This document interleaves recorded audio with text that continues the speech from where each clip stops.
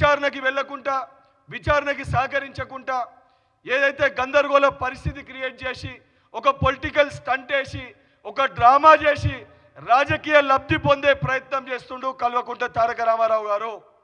నిజంగా మీకు చిత్తశుద్ధి ఉంటే మీరు తప్పు చేయకపోతే విచారణకి మీరు హాజరై విచారణకి సహకరించాలని చెప్పి డిమాండ్ చేస్తున్నాను. దానితో పాటు ఏసీబీ అధికారులకు కూడా ఈ డ్రామారావు ఎంక్వైరీకి రమ్మంటేనే వస్తలేడు.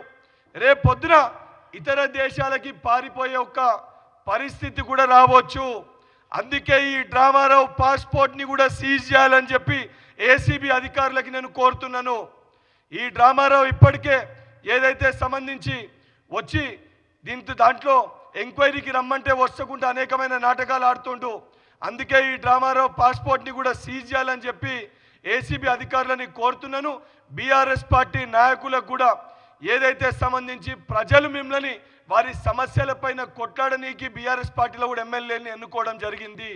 అవన్నీ పక్కన పెట్టి కేసీఆర్ గారికో కేటీఆర్ గారికో కల్వకుంట్ల కవితకో హరీష్ రావు గారికో కేవలం ఆ కుటుంబం కోసం ఆ కుటుంబ సమస్యల కోసం ఆ కుటుంబం తెలంగాణ ప్రజల సొమ్ముని దోచుకుంటే ఆ కుటుంబానికి అండగా నిలబడతారా, లేకపోతే ఇది దొంగలని కటకటాల్లో నెట్టాల్సిన అవసరం ఉందా లేదా?